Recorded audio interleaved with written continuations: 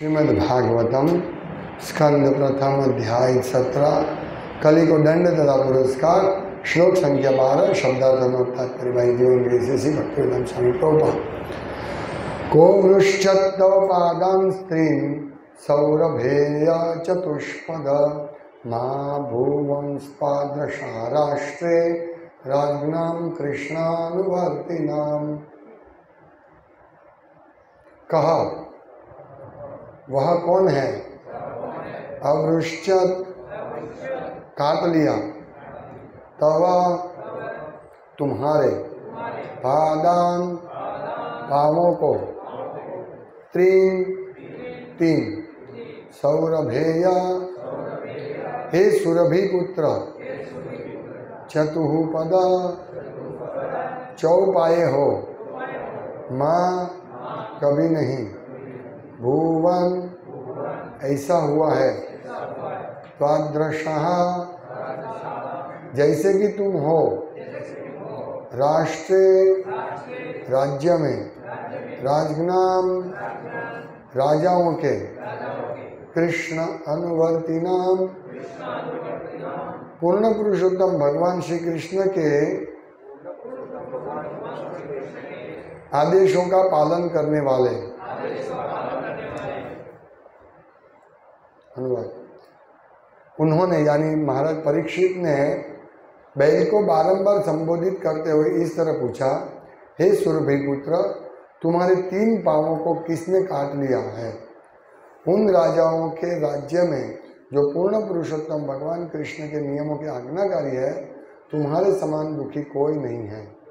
तात्पर्य, समस्त राज्यों के राजाओं या प्रशासकों को भगवान कृष्ण की संहिताएं, सामान्यतः भगवद गीता और श्रीमद् भागवतम जाननी चाहिए और उन्हीं के अनुसार मनुष्य को जीवन के उद्देश्य की पूर्ति के लिए कर्म करना चाहिए, जिससे भौतिक जीवन के सारे कष्ट विनष्ट हो जाए। जो मनुष्य भगवान कृष्ण की संहिताओं को जानता है, उसे यह गति बिना कष्ट के मिल सकती है। भगवद गीता में संक्षेप में हम ईश्वर की संहिताएं समझ सकते हैं और श्रीमद् भागवतम में उनकी विस्तृत व्याख्याएं हुई हैं। जिस राज्य में कृष्ण के आदेशों का पालन किया जाता है, वहाँ कोई दुखी नहीं रहता। जहाँ ऐसा नहीं होता, वहाँ प्रथम लक्षण यह है कि धर्म के प्रतिनिधि के 3 पांव कट जाते हैं, फिर कष्टों की जड़ी लग जाती है। जब कृष्ण साक्षात विद्यमान थे तो इन आदेशों का निसंदेह पालन होता था, किंतु उनकी अनुपस्थिति में ऐसे अंधे लोगों के लिए जो उच्च पद पर नीत है, श्रीमद् भागवत के पृष्ठों में उनके लिए उन्हें अंकित कर दिया गया है। ओम ज्ञानतिमिरान्धस्य ज्ञानाञ्जनशलाकया चक्षुरुन्मिलितं तस्मै श्री गुरुवे नमः। नाम श्रेष्ठमनुमपि शतकोत्तमत्र स्वरूपं रूपं तस्यादिदामोदुपरिमाधुरीं गोष्ठवतीं राधाकुन्दं गिरिवरमहो राधिका माधवासं प्राप्तो यस्य प्रतिपकुल्पया श्रीगुरुं तं नतोऽस्मि। वन्देऽहं श्रीगुरुं श्रीयुतपदकमलं श्रीगुरुं वैष्णवांश्च श्रीरूपं साग्रजातं सहगणरघुनाथान्वितं तं श्री साद्वैतं सावधूतं तर्जनसहितं कृष्ण चैतन्यं श्री राधा कृष्ण पादां सहगणललिता श्री शाखान्वितांश्च। हरे कृष्ण कृष्ण कृष्ण हरे हरे, हरे राम राम राम हरे हरे। तो यहाँ कथा चल रही है परीक्षित महाराज और बैल के बीच में। बैल जो कि बैल रूपी धर्म था, बहुत लोग धर्म रूपी बैल बोलते हैं, ऐसा नहीं, बैल रूपी धर्म, बैल का रूप धारण करने वाला धर्म, ऐसा नहीं। तो यहाँ बैल रूपी धर्म ने बैल का रूप धारण किया है और पृथ्वी ने गाय का रूप, गाय रूपी पृथ्वी। तो एक शूद्र उनको मार रहा था और परीक्षित महाराज राज्य में ठीक चल रहा है कि नहीं उसके लिए निकले थे, तो उन्होंने देखा कि एक बैल को और गाय को एक शूद्र राजा का वेश पहनकर एक शूद्र मार रहा है। तो तुरंत ही उन्होंने तलवार उठा लिया और उनको मारने के लिए तैयार हो गए। तो यही बात उनको कहते हैं, किसको? बैल को बता रहे, बैल का समझ। उनको प्रश्न पूछते हैं बैल को कि आप कौन हो? और मेरे राज्य में इतना बड़ा आश्चर्य है, पहली बार ऐसा हुआ कि कोई व्यक्ति किसी बैल को मार रहा है, गाय को दुखित कर रहा है। आज तक ऐसा नहीं हुआ। ऐसे परीक्षित महाराज आश्चर्यचकित हो गए। इसलिए तुमको मृत्युदंड मिलना चाहिए। और इसी बात का आगे वो कहते हैं, उन्होंने बैल को बारंबार संबोधित करते हुए इस तरह पूछा, हे सुरभि पुत्र, पहले तुम्हारे 3 पांवों को किसने काट लिया है? इन राजाओं के राज्य में जो पूर्ण पुरुषोत्तम भगवान कृष्ण के नियमों की आज्ञाकारी है, तुम्हारे समान दुखी कोई नहीं है। मतलब इससे बड़ा दुख कोई नहीं है। और प्रभुपाद तात्पर्य में लिखते हैं कि यहाँ एक बैल की और एक गाय की बात हो रही है। तो इस कलयुग में, अभी के समय में, वर्तमान समय में कितना बड़ा पाप हो रहा है। स्लॉटर हाउस में लाखों गाय कट रही है, बैल कट रहे हैं, कितना। और प्रॉपर लिखते हैं कि गाय का बछड़ा जो गाय को आनंद देता है, हमारे बच्चे भी हमको आनंद देते हैं, लेकिन उसको वो गाय के बछड़े की वजह से गाय बहुत प्रसन्न होकर दूध देती है, लेकिन गाय के बच्चे को माँ से अलग किया जाता है। तो इस प्रकार इसी अध्याय में प्रभुपाद बहुत समझाते हैं। और आज एक महत्वपूर्ण शिक्षा दे रहे हैं प्रभुपाद कि भगवान के नियम, नीति नियमों को जानना चाहिए। किसको? समस्त राज्यों के राजाओं और प्रशासकों को भगवान कृष्ण के नीति नियमों को जानना चाहिए। संहिता है, क्या है, भगवान क्या कहना चाहते हैं। और वो नीति नियम श्रीमद् भगवद गीता और श्रीमद् भागवतम में स्पष्ट रूप से दिए गए हैं, क्या करना चाहिए और क्या नहीं करना चाहिए। भगवान कहते क्या करना चाहिए? मन मना भव मद भक्तो, मेरे शरण में आना चाहिए, मेरा भक्त बनना चाहिए, मेरा स्मरण करना चाहिए, मध्याजी मुझे नमस्कार करना चाहिए, मेरी पूजा करनी चाहिए। ये नीति नियम है। तो ये कौन कर सकते हैं? ये शाम त्वंतगतम पापम जननाम पुण्य कर्माणाम ते द्वंद्व मोह निर्मुक्तम भजते माम दृढ़व्रता। तो दृढ़व्रत से कौन भजन कर सकता है भगवान को? कौन शरणागत हो सकते हैं? जिनके पाप कर्म नष्ट हुए हैं। और यहाँ पाप क्या है, पुण्य क्या है, सब भगवद गीता में समझा है, शॉर्ट में समझा है, लेकिन इसको विस्तार से श्रीमद् भागवतम के पृष्ठों पर अंकित है। बहुत सुंदर नीति नियमों का वर्णन है। हम देख सकते हैं श्रीमद् भागवतम भगवद गीता में भी बहुत अच्छी तरह समझा है, लेकिन श्रीमद् भागवतम में विस्तार से समझा है। इसीलिए हमको नित्य श्रीमद् भगवद गीता और श्रीमद् भागवतम सुनना चाहिए और पढ़ना चाहिए नित्य, क्योंकि इसी से हमको धर्म के सिद्धांत समझ सकते हैं हम। और गाय जो है वो हमको दूध देती है, और वो दूध पीकर धर्म के सिद्धांत हम अच्छी तरह समझ सकते हैं। अभी सब भैंस का दूध पीते हैं, तो ये एक्चुअली दूध क्या है? प्रॉपर लिखते हैं लिक्विड धर्म है, धर्म लिक्विड रूप में।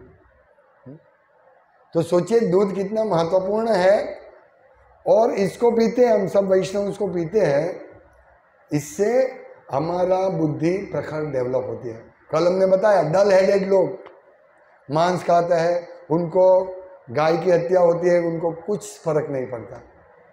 तो ऐसे शासकों को, इसीलिए प्रभुपाद कहते हैं कि सब शासकों को, राज्य के शासकों और राजाओं को ये सीखना चाहिए, भगवद गीता भागवतम सीखना चाहिए। लेकिन अभी कोई सीखने के लिए तैयार नहीं है। फिर भी हमारे भक्त लोग भगवद गीता भागवतम देते हैं और एक फोटो पर गिरा देते हैं, देखो हमने भगवद गीता दिया, हमने भागवतम दिया राजाओं को, बस फोटो तक रहता है। प्रीचिंग करना चाहिए। सतत ऐसा प्रीचिंग करने से कोई एक व्यक्ति, लाखों लोगों में से कोई एक व्यक्ति इस भगवद गीता पढ़ने के लिए उत्साहित होगा। इसीलिए हम लोग हर रोज इसको टेलीकास्ट करते हैं, ताकि कोई एक व्यक्ति सुन ले तो इसका कल्याण होगा। तो हमारा ये प्रयास, हम सोचेंगे कौन कौन करेगा ये, वास्तविकता सही है, वास्तव में बात सही है। आज सब लोग को हम बोलेंगे भाई भगवद गीता लो, नहीं मेरे पास भगवद गीता है, कहाँ है, मैं इसमें देखता हूँ, एंड्रॉइड पे ऐप है, ऐप में सब मैं पढ़ लेता हूँ। तो ऐसे बहुत सारे लोग दिखेंगे तो हमारा उत्साह डाउन हो जाएगा, अरे कोई तो पढ़ते नहीं है तो क्यों भगवद गीता का वितरण करें, है ना, हमारा उत्साह डाउन हो। लेकिन नहीं, हमें डाउन नहीं करना चाहिए। लाखों भगवद गीता का वितरण हुआ है, करोड़ों और भगवद गीता भागवतम का वितरण होगा। ये धर्म का वितरण है, उसमें से लाखों करोड़ों में एक व्यक्ति भी पढ़ेगा तो हमारा जीवन, हमारा मिशन सक्सेस है। प्रभुपाद कहते हैं ना इसके भगवद गीता के आमुख में, प्रस्तावना में, कि यदि एक व्यक्ति भी, भक्ति सिद्धांत महाराज का ये स्टेटमेंट है कि मेरे मंदिर के सब पत्थर बेच के और मैंने जितनी मेहनत की, बुक्स लिखा, ये सब किया, उससे यदि एक भक्त भी बन गया तो मेरा मिशन सफल है। सोचिए, इसीलिए हमको कभी ये नहीं सोचना चाहिए कौन बुक्स लेगा, कौन भागवतम लेगा, कब पढ़ेगा, नहीं। ये पूरा धार्मिक सिद्धांत एकदम अच्छी तरह दिया है ताकि एक सामान्य बच्चा भी समझ सके। जैसे कथा आती है भागवतम में, देवहूति माता की कथा, कपिल देव भगवान की कथा, फिर शंकर भगवान और दक्ष की कथा। कितना जानना मिलता है, धर्म का सिद्धांत कितना जानना मिलता है, कितना जबरदस्त धर्म का सिद्धांत है। दक्ष राजा था और शिवजी उनके जमाई था। अभी दक्ष और वो शिवजी जमाई था तो ठीक है, लेकिन वो सबसे टॉप मोस्ट देव था। इवन ब्रह्मा जी भी उनकी पूजा करते हैं। ब्रह्मा जी भी पूजा मतलब उनको आदर देते हैं। ऐसे शिवजी जब दक्ष ने यज्ञ संपन्न कर रहा था तो वो आया तो ब्रह्मा जी और शिवजी को छोड़ के सबने उनको रिस्पेक्ट दिया, आदर दिया। लेकिन शिवजी व्यस्त थे परमात्मा के चिंतन में, वो नहीं उठ पाए। तो दक्ष को इतना लग गया, अहंकार उसका भड़क गया। अभी दक्ष कितना एक्सपर्ट, कितना महान राजा, और उन्होंने शिवजी को शाप दे दिया। तो ये सब सीखना है, राजा को ये सब सीखना है। और फिर जो गड़बड़ हुआ, सब तहस नहस हो गया यज्ञ, और दक्ष का भी गला कट गया। देखो उसने अहंकार किया, अहंकार की वजह से इतना बड़ा नुकसान हुआ। तो ये धर्म का सिद्धांत इसमें लिखा है। इसलिए हम लोगों भक्तों को भी यही शिक्षा, भक्तों को क्या शिक्षा प्राप्त करनी है और अभक्तों को क्या शिक्षा प्राप्त करनी है। राजा के लिए शिक्षा है कि भाई मेरे राज्य में जो भी व्यक्ति रहते हैं, हरे कृष्ण, मेरे राज्य में जो भी व्यक्ति, जो भी जीव, सब प्रजा है, चाहे वो गाय पशु क्यों ना हो, लेकिन उन सबका रक्षण होना चाहिए। राजा के लिए ये सीखना है। और हमारे लिए क्या सीखना है, हमें अहंकार नहीं करना चाहिए। भगवान की भक्ति में सेवा समझने विज्ञान, तद विज्ञानार्थम स गुरुमेव गच्छे, अभिगच्छे। हमें ये विज्ञान को जानने के लिए गुरु के पास जाना चाहिए। तो ये विज्ञान श्रीमद् भागवतम में है और वाया गुरु के हमें इस सिद्धांत को समझना है। इसीलिए दीक्षा का विधान है कि दीक्षा से हमें गुरु ग्रहण करना चाहिए। और भगवत गीता में भी सीखा है ना थोड़ा, कौन सा श्लोक है, तद विद्धि प्रणिपाते न परिप्रश्न सेवया। जाना चाहिए गुरु के पास और विनम्रता से प्रश्न पूछना चाहिए। ऑर्डर नहीं करना चाहिए। भक्त लोग ऑर्डर करते हैं, जाते ही नहीं है गुरु के पास। ढूंढना चाहिए, प्रभुपाद कहते हैं ना, ढूंढना चाहिए। ये पहला आदो गुरु पादाश्रय, सबसे पहला स्टेप भक्ति में। तो गुरु के पास जाना, ये सब सिद्धांत है इसमें, भागवतम में सब सिद्धांत सिखाया है। एक एक पन्ने पर, एक एक शब्द में, एक एक लाइन में ये धर्म के सिद्धांत भगवद गीता और भागवतम में है। और भगवान कृष्ण गोप बालक बन के गाय को दोह रहे हैं। ये सभी वेदों का सार है, भगवद गीता में है।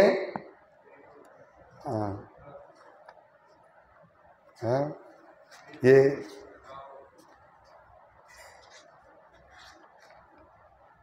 सर्वोपनिषदो गावो दोग्धा गोपाल नंदन पार्थो वत्स सुधीर भोक्ता दुग्धम गीतामृतम महा गीतामृतम। यह गीतोपनिषद भगवद गीता जो समस्त उपनिषदों का सार है, गाय के तुल्य है। और ग्वाल बाल के रूप में विख्यात भगवान कृष्ण इस गाय का दो रहे हैं। और इसमें बछड़ा कौन है? अर्जुन। अर्जुन बछड़े के समान है, क्योंकि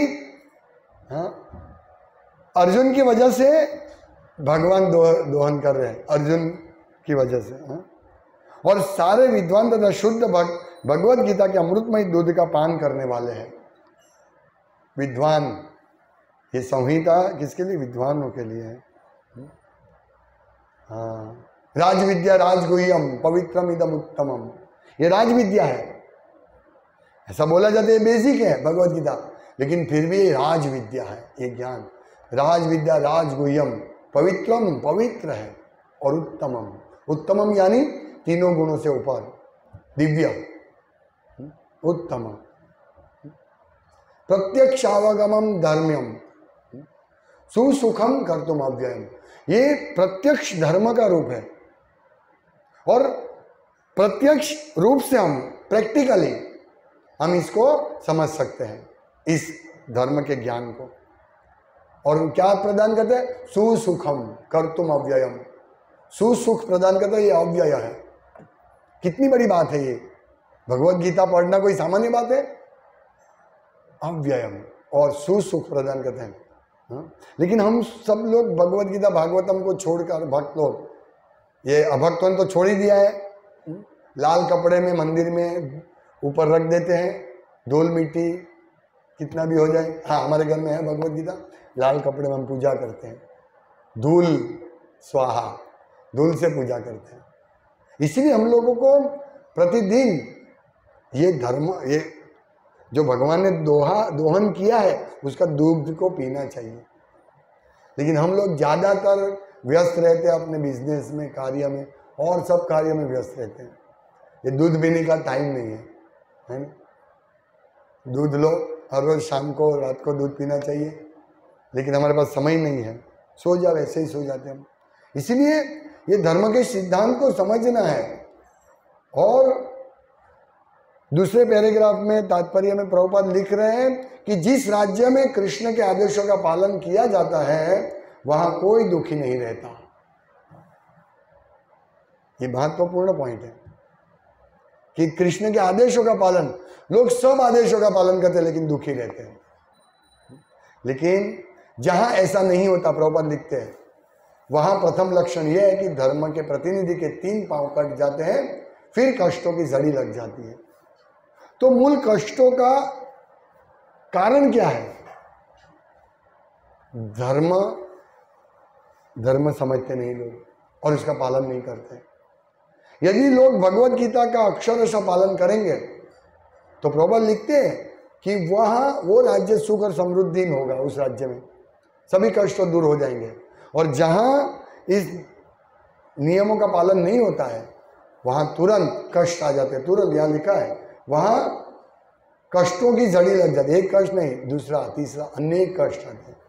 और हम भी हमारे जीवन में देखते हैं, बहुत कष्ट आते हैं, बहुत कष्ट, एक के बाद एक। अभी कल परसों भगवद गीता अपने भक्त गए थे नवसारी, रिटर्न में आए और फिर विजय दामोदर घर जा रहे थे, गिर गए, उनको लग गया, चोट लग गई। अभी थोड़े दिन पहले उसको हार्ट का प्रॉब्लम हो गया, चोट लग गई। हाँ, कष्टों की जरी है इसे, है ना। हम सोच नहीं सकते कब हमारे पर कष्ट आ जाएगा, मालूम ही नहीं है। जैसे मैंने कल बताया, एक बिल्डर जिम में कसरत कर रहा था, 1000 से 1200 करोड़ का मालिक, रुपया, 1000 करोड़ 1200 करोड़ उसकी प्रॉपर्टी है। सोचो, जिम में कसरत कर रहा था, वही का वही हार्ट अटैक आया, गिर गया। लेकिन हमारा हार्ट अभी अच्छा है, हम ये सोचते हैं हमारा हार्ट बहुत अच्छा है, अभी तो हम जिएंगे और कम से कम 25 साल तो जिएंगे हम, कम से कम। और अभी नहीं, बाद में हम सब भगवत गीता और ये दूध को पिएंगे। अभी तो हमको थोड़ा कमाना है और हमारी लाइफ सेटल करनी है। एक बार सेटल हो जाए ना, फिर ठीक है। अभी ये जो दीक्षा नहीं लिया वो तो सोचते ही है, दीक्षित भक्त भी यही सोचते हैं, अभी पूरा सेटल होने दो फिर हम सब कुछ करेंगे। नहीं, सेटल कोई नहीं होगा। कैसे सेटल होगा? हम लोग ट्रेन में बैठे और सब चूल्हा गैस सब सेटल करने दो प्रभु। हाँ, अभी मैं इधर ही कुकिंग करूंगा, बाहर का नहीं खाना, इधर ही कुकिंग करूंगा, इधर ही बढ़िया सा डेकोरेशन कर दिया, उसको इंटीरियर को बुलाकर, इंटीरियर डिजाइनर को बुला के इंटीरियर सब करवा दिया ट्रेन में। अरे भाई, आ गया तुम्हारा स्टेशन, अरे भाई इसको इधर ही छोड़ के चलो। ऐसा ही है, ट्रेन में कितना टाइम मिलेगा? एक दिन जगन्नाथपुरी जाएंगे तो 36 घंटा, वृंदावन जाएंगे तो 12 घंटा है। तो हमारा ऐसा ही है, हमारे पास 12 घंटा है, 36 घंटा है, ये थोड़ा बड़ा घंटा। जैसे चींटी के लिए 1 घंटा बहुत बड़ी बात है। 1 घंटे में जन्म होगा, बड़ी हो जाएगी और उसके जितने बच्चे हो जाएंगे। ऐसे ही हमारा 10-12 घंटा है या 36 घंटा, ऐसे ही है ना, इतना जीवन है हमारा। पर हम नहीं, अभी परफेक्ट ये ट्रेन में ही सब कुछ बना दो। हाँ, सर्कस में जाते ऐसा ही करते हैं ना, एक जगह से दूसरी जगह, दूसरी से तीसरी जगह, वनजारा। तो हम ऐसे ही है, यहां से दूसरी जगह, दूसरी जगह तीसरी जगह, हम भटकते रहते हैं अनेक अनेक जन्मों तक। इसीलिए ये दूध पीने का टाइम नहीं है, ये अमृतमय दूध, शिक्षा रूपी। तो हम सबको लोगों को टाइम निकालना चाहिए। हम मूल समस्या पे फोकस नहीं करते। मूल समस्या क्या है? इस भौतिक जगत में हम फंसे हैं, वो मूल समस्या है। उसके ऊपर फोकस करो, उसमें से कैसे निकले उसके ऊपर फोकस करो। और वो कैसे निकलना, सब रास्ता श्रीमद् भागवतम में बहुत अच्छी तरह विस्तृत रूप में सिखाया है। तो हम लोगों को ये धर्म को समझना है। और श्रीमद् भगवत गीता में संक्षेप में हम ईश्वर की संहिता यानी नीति नियम समझ सकते हैं, और श्रीमद् भागवत में उनकी विस्तृत व्याख्याएं हुई है। कितने भक्तों ने एक बार श्रीमद् भागवतम पूर्ण रूप से पढ़ लिया? पूरा, वेरी गुड। तो बाकी भक्त नहीं पढ़ा है, चालू रखिए, समय निकालिए, कछुए की तरह चालू रखो, चलेगा। ऐसे नहीं खरगोश की तरह, ससलानी जेम नहीं, कम से कम चालू करो पढ़ना। फट फट पढ़ पाएंगे हम, 1-2-3 साल में सब क्लियर कर देंगे। और धर्म, इतना अमृतमय धर्म मिलेगा हमको जिसकी हम कल्पना नहीं कर सकते। शायद पहली बार हम पढ़ेंगे तो हमें इतना रियलाइजेशन नहीं होगा, इतनी अनुभूति नहीं होगी, लेकिन बारंबार पढ़ेंगे फिर हमको मालूम पड़ेगा। जैसे हम ट्रेन में बैठे, कभी हमारा स्टेशन आ जाएगा। अभी तो हमारे पास ऐप है इसलिए मालूम पड़ता है अभी 2 घंटा बाकी है, लेकिन ऐसी कोई ऐप नहीं है। हमारी इस ट्रेन के लिए कोई ऐप नहीं बनी है ना। ऐसी ऐप बन जाए तो मजा आएगा, है ना। बस अभी 2 साल बाकी है। इनके पास ऐप थी, देवता के पास ऐप है। ये कौन से है? खटवांग मुनि ने पूछा देवताओं को, जरा बताओ। अभी देवता ने बोले, उन्होंने बहुत हजारों वर्ष देवताओं के लिए युद्ध किया, देवता बहुत प्रसन्न हो गए। फिर जब युद्ध समाप्त हुआ तो बोले अभी मैं जाता हूँ। देवता ने बोला आप बोलो क्या चाहिए आपको, वरदान बोलो। एक बढ़िया सा बंगलो, उसमें अच्छा इंटीरियर हो, नौकर चाकर हो, नहीं।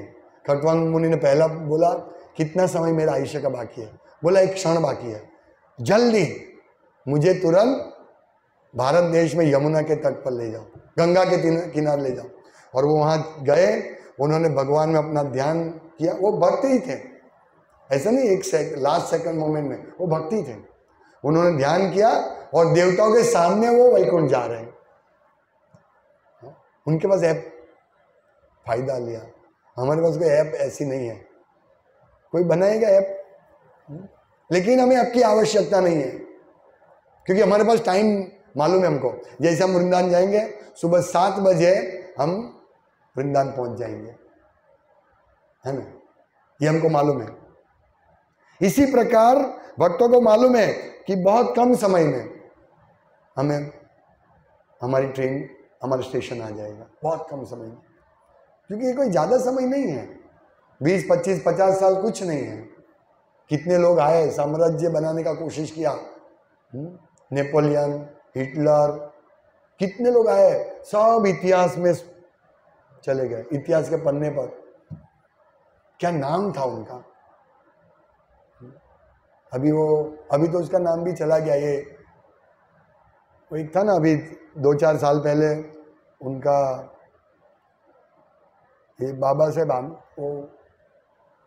वो दिल्ली में आंदोलन किया था, अन्ना हजारे।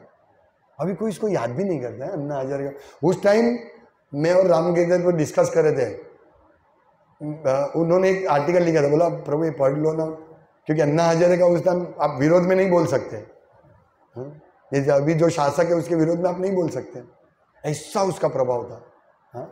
लोग अपोज करेंगे। आज कोई इसको याद नहीं करता। ऐसे सब इतिहास में चले जाएंगे। एक दिन हमारा भी इतिहास बन जाएगा, बैंक बैलेंस इतिहास हो जाएगा। हमारा श्राद्ध होगा, हमारे बेटे श्राद्ध करेंगे, श्राद्ध आज शाम को हम बताएंगे श्राद्ध के बारे में, हमारा इतिहास बन जाएगा। लेकिन श्राद्ध हमें आवश्यकता नहीं पड़े ऐसा कर्म करना चाहिए। श्राद्ध किसके लिए? हमारे पूर्वजों जिनको शरीर नहीं मिला है, लेकिन हमको एक दिव्य शरीर ही मिल जाए। प्रभुपाद कहते हैं ना कि प्रकृति डिसाइड कर लेती, दैवी लोग डिसाइड कर लेते कि उसको दूसरा बॉडी कैसा मिलेगा। तो हम ऐसा कार्य करें कि हमारा दूसरा बॉडी ऐसा मिले जिससे हम भगवत धाम जाए, दिव्य बॉडी मिले, ट्रांसेंडेंटल, उत्तम, तीनों गुणों से परे। दिव्य ये भी होता है, स्वर्ग में भी हम जा सकते हैं, उसकी बॉडी भी मिलती है अलग, नरक में जाने के लिए यातना शरीर मिलता है। लेकिन हमको इसके लिए प्रयास करना चाहिए, और बाकी प्रयास के लिए ज़्यादा समय मत दो। मूल प्रयास ये होना चाहिए, ये प्रयास करके दूसरा प्रयास करो। हमें आजीविका तो कमानी है, लेकिन जितना हो सके शांति से जीवन। प्रभुपाद कहते हैं, एक मैंने कोटेशन भेजा था कि भक्त ज़्यादा कुत्ते बिल्ली की तरह प्रयास नहीं करता है। मैं एक पढ़ता हूँ कोटेशन।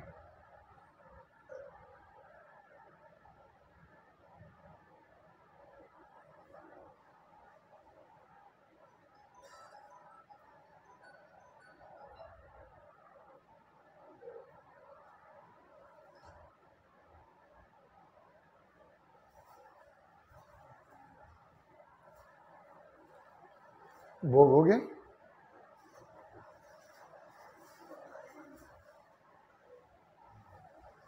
हाँ, વધુ પૈસા વધુ ચિંતા, પ્રભુપાદ લખે છે, વધારે ને વધારે ઇન્દ્રિય તૃપ્તિ માટે અમે અમારી આર્થિક સ્થિતિમાં સુધારો કરીશું, લોકો એમ વિચારે છે। પ્રભુપાદ કે અને આ ભૂલ છે। લોકો એવો પ્રયાસ કરી રહ્યા છે, કામસ્ય નેન્દ્રિય પ્રીતિ લાભો જીવેત યાવતા યાવદ અર્થ પ્રયોજનમ। શ્રીમદ ભાગવતમ में लिखा है, जीवन निर्वाह માટે જેટલું ધન જરૂરી છે બસ અને જેવા આપણે ઇન્દ્રિય તૃપ્તિ દ્વારા કહેવાતા આનંદનું સ્તર વધારવાનો પ્રયાસ કરીએ છીએ તેવી જ મુશ્કેલી શરૂ થાય છે. અહીંયા શું કહે છે? यहाँ क्या कहते हैं? फिर कष्टों की जड़ी लग जाती है. हाँ, कब लग जाती है? जब हम धर्म का पालन नहीं करते हैं. और यहाँ यही लिखते हैं कि हम हमारा आनंद का स्तर बढ़ाने का प्रयास करते हैं इस भौतिक जगत में इंद्रिय तृप्ति द्वारा, ऐसी मुश्किलें शुरू होती है. ऐसा समग्र विश्व में चल रहा है. उनको पैसा चाहिए, उनको संतोष नहीं है. प्रॉपर लिखते हैं ज्यादा पैसा, ज्यादा पैसा, ज्यादा पैसा. कैसे कैसे ज्यादा पैसा? क्यों ज्यादा पैसा? अगर आपको चौक्कस धन के द्वारा आरामदायी जीवन जी सकते हो तो इस तरह खुश रहिए. क्यों ज्यादा? बिन जरूरी चिंता में बढ़ाना. आराम पूर्वक रहो और कृष्ण भावना में प्रगति करो. इसकी जरूरी है, इसकी जरूरत है. हरे कृष्णा. श्रीमद् भागवतम की जय. श्रील प्रभुपाद की जय. वांछाकल्पतरुभ्यश्च कृपा सिन्धुभ्यैव च पतितानां पावनेभ्यो वैष्णवेभ्यो नमः. तो અત્યારે બુક ડિસ્ટ્રીબ્યુશન પ્રસાદ પછી